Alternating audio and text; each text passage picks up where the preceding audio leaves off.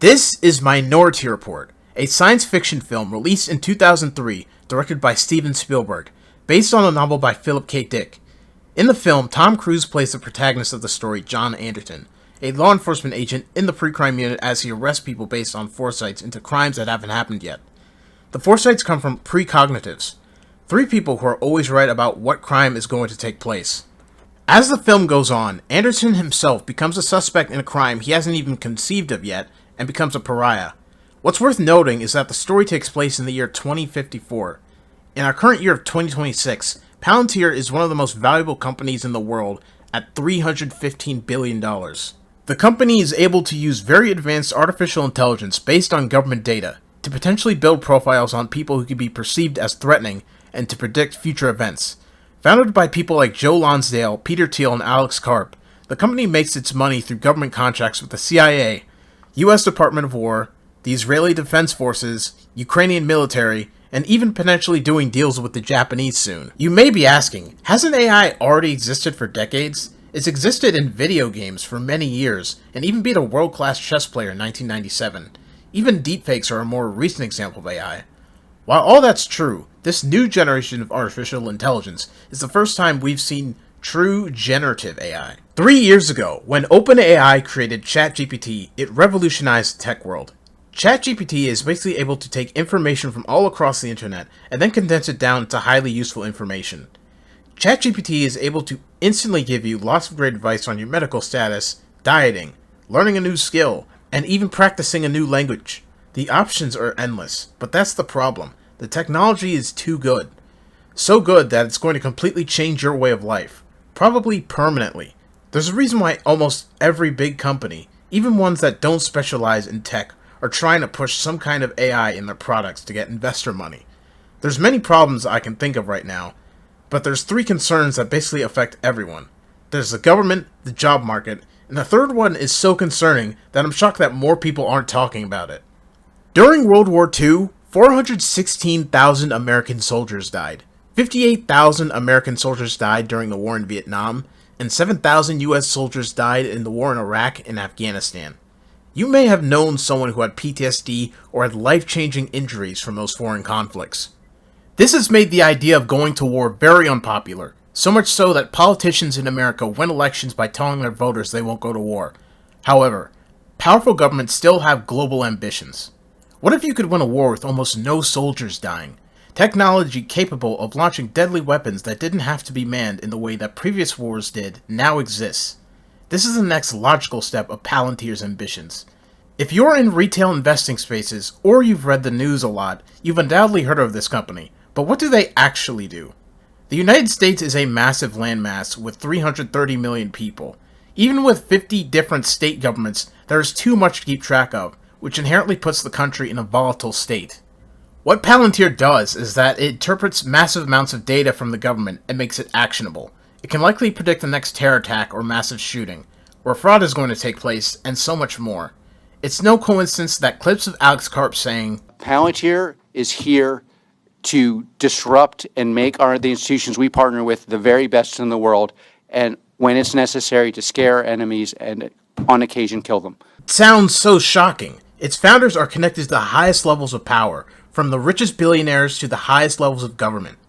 During the US war in Iran, the start of the war began with a Tomahawk missile infamously striking a girls' school and taking the lives of 150 school children, according to the Washington Post. Tomahawk missiles are advanced weapons that only America designs, and Palantir does some targeting for Tomahawk missiles. AI is already deciding life and death through its targeting systems. What greater power could it possibly gain? Thankfully, Palantir doesn't always get their way. Recently, Anthropic secured a contract with the Department of Defense that Palantir desperately wanted. As scary as this software is, it likely won't be a threat of violence to the average citizen in a way portrayed in The Terminator or any other apocalyptic sci-fi movie. Though that doesn't mean the threat isn't real. It very much is. The threat to normal people is going to come at the expense of their privacy. We all know how much social media companies spy on us and sell out our data, but it can't really be used in a way that's practical beyond that. If Palantir gets their way in the government, it's going to have a level of control that is beyond dystopian. Not only will they have unprecedented amounts of documents on citizens, but they'll also be able to predict future actions and be able to manipulate the average citizen in ways that even they may not understand. This is just what they want to do. However, due to complications in infrastructure and skyrocketing energy prices, those plans have thankfully been delayed. Let's move on from the government and go on to the job market. When I did orientation freshman year of high school, I was taught that many of these classes we were taking would become irrelevant in a few years. I couldn't really believe it when I heard that, but now we have a situation that I never could have imagined back then. In cities like Miami and San Jose, jobs are already being replaced for food serving and food delivery by robots. These are gig jobs that were pretty profitable for freelancers in cities during the COVID era, but those days are long gone. Even companies like Amazon have seen their stocks surge due to the idea of being able to eliminate some delivery drivers for some of their routes. However, even for people who are highly educated, their jobs aren't safe either. Tech companies are planning the process of elimination of engineering and developer jobs because, in theory, AI should be able to do almost as well without the costs. It seems like every CEO in the tech space is talking about the idea of universal basic income and almost completely eliminating certain kinds of jobs. If this is the case, why are people so concerned about not being able to work? You get paid, right? Though most people despise the idea of going to their job, and for good reason, having a job allows some level of sovereignty even if it's very low. You're providing some kind of service that the world demands and getting paid in return. Having a job, even if it's not that high paying, shows to society that in most cases you're useful at something. Other people have more practical needs to work other than the paycheck itself, which could come in the form of visa sponsorship, medical insurance, paid family leave, and many other benefits. Though Americans are undoubtedly overworked and even underpaid for the amount of labor they produce, the idea of eliminating certain job sectors hurts an overwhelming majority of Americans. It's why people who talk about AI at their graduation speech are booed overwhelmingly.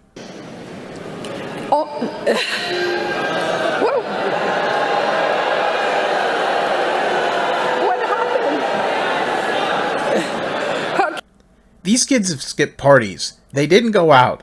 Their parents saved up for college their entire lives and are going deep into student loan debt at the prospect of getting a job. Did you really think this is going to go over well at a graduation speech? The current US job market is already way too competitive, and if these AI developments go through, we could see the dream of working your way up the corporate ladder at the entry and becoming an executive will be completely gone. But there's something far scarier than these two issues that I don't see anybody talking about. Even scarier than not being able to get a job, or potentially being spied on, and that's the idea of replacing God himself. I'm not here to have a debate on which religion is correct, nor am I here to give my own religious views, but we're a generation that's been the most reliant on technology. If you had a source of knowledge that could go pretty much anywhere, and has the answers to almost any question you could want the answer to, what else would you call that other than God? It's not hard to imagine the next generation of iPad kids who grow up on ChatGPT having completely different moral standards than us. The German philosopher Friedrich Nietzsche famously said that God is dead and we have killed him. This quote is referring to people's need for a higher spiritual power being unnecessary in the modern world. Though people in the developed world aren't as religious anymore, that doesn't mean that some other purpose won't take its place. That can come in the form of consumerism, political mobilization, and in the last 20 years it's been technology. Whether people like it or not, we have a tendency as human beings to look up to some kind of authority. It's in our blood. I've observed that when I witness other people using AI, there's an intention of using the technology for guidance on things even when the answer is often very simple. AI users have become so reliant on the technology that it's beginning to replace morality and our sense of justice. Is it any coincidence with the rise of AI you see social taboos like respecting the dead being breached faster than ever? Is it a coincidence that Pope Leo, the head of Catholicism, is calling for governments to regulate artificial intelligence? Is it a coincidence that OpenAI founder Sam Altman has been asked about his personal spiritual beliefs in interviews? If I go and ask ChatGPT about who the one true God is, it will tell me that there's no objectivity in spiritual beliefs, but there are many topics where I can ask about what is right and wrong, and it will have a very clearly defined stance on that. So it may seem like we're all screwed, we're going to lose our jobs, and we're inevitably going to become slaves to technology, right? Well, not so fast. The fears and potential of AI are scary, and we should definitely take them seriously, but as for right now, we're fine. Why are we fine despite everything you said, you might ask? Well, right now, the United States and Israel are at war with Iran, though a peace deal is supposed to get signed the day you guys are watching this. And to deter their attackers, Iran has closed the Strait of Hormuz for over 3 months by threatening oil tankers and shipping through the strait's very narrow choke point with drones. Many of you watching have likely already felt the economic pressure of this war at the gas pump anytime you've gone to book a flight, the increase in food and fertilizer prices, etc. Obviously, AI doesn't rely on oil to function, but the effects on energy markets can't be understated. So far, the highest oil price during this war has been $120 a barrel, and an ExxonMobil executive said the price of crude oil could spike to $150 a barrel in a month or two. AI already takes incredible amounts of energy. However, the price of compute, which is the energy it takes to power up AI data centers, is just unaffordable. Speaking of data centers, the idea of taking up a lot of land in areas with baby boomers, telling them to put up with increasing utility prices and all that loud noise while you're trying to sleep is incredibly unpopular. Kevin O'Leary basically spent his entire career being a likable billionaire who believes in other people's dreams, and he's essentially ruined years of his reputation after pushing for data centers in Utah. What's notable is that boomers actually vote, and this is a midterm election year. If a politician runs on AI data centers, they're almost certainly guaranteed to lose their election. Voters who are smart will withhold their vote without candidates making a real commitment not to build data centers in their area. The House and Senate are pretty much neck and neck right now in both parties, with Republicans having a very small majority right now, so they're going to have to make concessions if they want votes. Even though last year, basically the only economic growth came from AI, it just isn't profitable to run all these companies unless they have government contracts. OpenAI is burning through billions of dollars, and the AI bubble is finally about to pop. Investors are going to have to stop putting their money in these companies, and AI ambitions will be forced to scale back. Companies like Meta and Microsoft, who banked on AI being able to fire all of their employees, are being humbled and forced to rehire those employees to run. Any generative AI company you can think of is losing a ton of money. Grok used to be $20 a month for a premium subscription, and now the price is double that. Give it time, and many of these companies will either go bankrupt or be forced to drastically scale back any plans they have for the future, if not cancel those plans outright.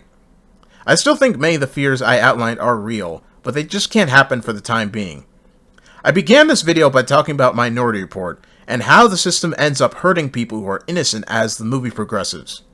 In the end, the director of the pre-crime unit, Lamar Burgess, can't bear the responsibility of all the people who have been wrongfully persecuted. So he chooses death, and Tom Cruise's character puts an end to the pre-crime unit for good as he gets his life back. Unlike that movie, AI will never be completely destroyed. The technological phenomenon of generative artificial intelligence took the cat out of the bag, and it's never going completely back in. But since much of our society is feeling the direct effects of AI, now is the time we can actually do something about it.